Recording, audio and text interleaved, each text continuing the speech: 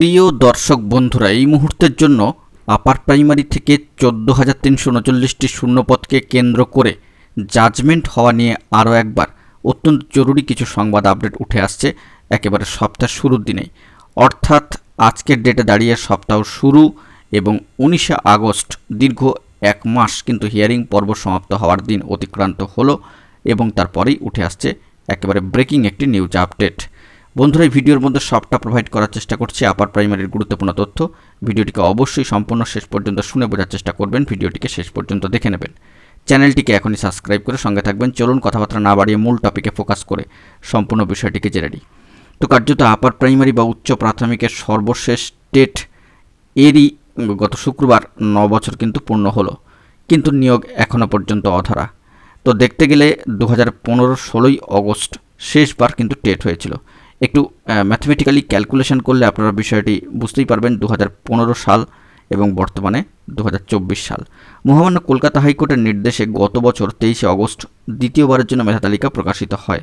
পাশাপাশি নভেম্বরে সংশ্লিষ্ট প্রার্থীদের কাউন্সেলিংও সম্পন্ন হয়েছিল, কিন্তু নিয়োগ ঘিরে মামলা এখনও পর্যন্ত বিচারাধীন পর্যায়ে রয়েছে এবং এই মামলা থেকে কিন্তু জাজমেন্ট আসার অপেক্ষায় রয়েছেন চাকরি প্রার্থীরা।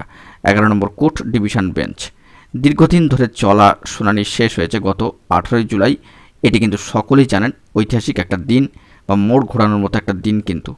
তো সেই দিক থেকে সম্মানীয় চাকরি প্রার্থীদের বক্তব্য যে সম্মানীয় বিচারপতি তপব্রত চক্রবর্তী মহাশয় এবং সম্মানীয় বিচারপতি পার্থসারথী চট্টোপাধ্যায় মহাশয়ের ডিভিশন বেঞ্চে এখনও কিন্তু রায় আসেনি। তো সর্বোচ্চ সময়সীমা তো 90 দিন হাতে রয়েছে, তো দেখা যাক তার মধ্যে চলে আসে কিনা। তবে এই বিষয়ে আমরা গতকালকে জানিয়েছি 2-3টি মতামত উঠে আসছে সেপ্টেম্বরের ফার্স্ট উইক কিংবা অগস্টের শেষ প্রান্ত।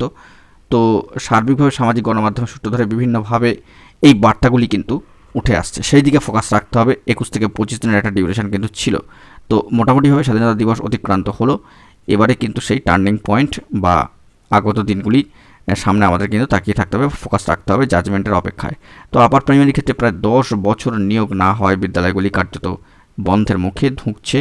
এই নিয়োগ ঘিরে মহামান্য কলকাতা হাইকোর্টের সিঙ্গেল বেঞ্চে প্রথমে মামলা হয় 2016 অগস্টে, তারপরে 2021 জুলাই থেকে ডিভিশন বেঞ্চে কিন্তু মামলাটা বিচারাধীন ছিল।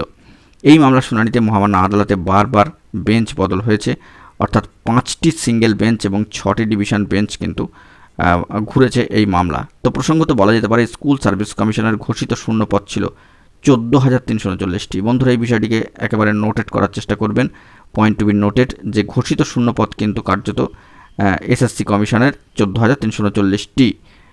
তো সেই সূত্র ধরেই পশ্চিমবঙ্গ আপার প্রাইমারি চাকরি প্রার্থী মঞ্চের ডাকের যোগ্য প্রার্থীদের নিয়োগের দাবিতে ধর্মতলায় মাতঙ্গিনী হাজরা মূর্তির পাদদেশে অবস্থান ধর্ণা কিন্তু চলছে। তো কার্যত সেই সমস্ত ধর্নাগুলি প্রায় 600তম দিনও কিন্তু অতিক্রম করে গিয়েছে। মঞ্চের সভাপতি সম্মানীয় সুশান্ত ঘোষ মহাশয় জানাচ্ছেন সেই দিকে এবং সেই পরিপ্রেক্ষিতকে সামনে রেখে যে গত বছর কিন্তু 6 নভেম্বর থেকে 2রা ডিসেম্বর পর্যন্ত এমপ্যানেলড 8,900 প্রার্থীর প্রায় 8,900 প্রার্থীর কাউন্সেলিং শেষ হয়েছে। তবে একজনও এখনও পর্যন্ত শিক্ষক পদে যোগদান করতে পারেননি। তাদের জয়নিং ও বাকি শূন্য পদে ওয়েটিং লিস্টের তালিকাভুক্তদের কাউন্সেলিং ও জয়নিংয়ের দাবিতেই আন্দোলন চলছে। তো মামলার অর্ডারের উপরে সমস্ত কিছু নির্ভর করছে। সমস্ত দিক খতিয়ে দেখে কিন্তু অর্ডার আসবে, একটা কংক্রিট এবং নিট অর্ডার, তারপরেই কিন্তু যাবতীয় কাজকর্ম শুরু হবে। আপাতত এই খবর আপডেটটি কিন্তু সরাসরি উঠে আসলো, অর্থাৎ একটার পর একটা দিন, একটার পর একটা নতুন সপ্তাহ যত আসছে, চাকরি প্রার্থীর মনে কিন্তু বিভিন্ন ধরনের প্রশ্ন উঠছে যে অর্ডারটি কবে আসবে। তো দেখা যাক পরবর্তী ক্ষেত্রে কী খবর আপডেট উঠে আসে। বন্ধুরা, এখন এই পর্যন্ত গুরুত্বপূর্ণ আপডেটগুলি পাওয়ার জন্য অবশ্যই এখনই চ্যানেলটিকে সাবস্ক্রাইব করে নিয়ে সঙ্গে থাকুন। ধন্যবাদ।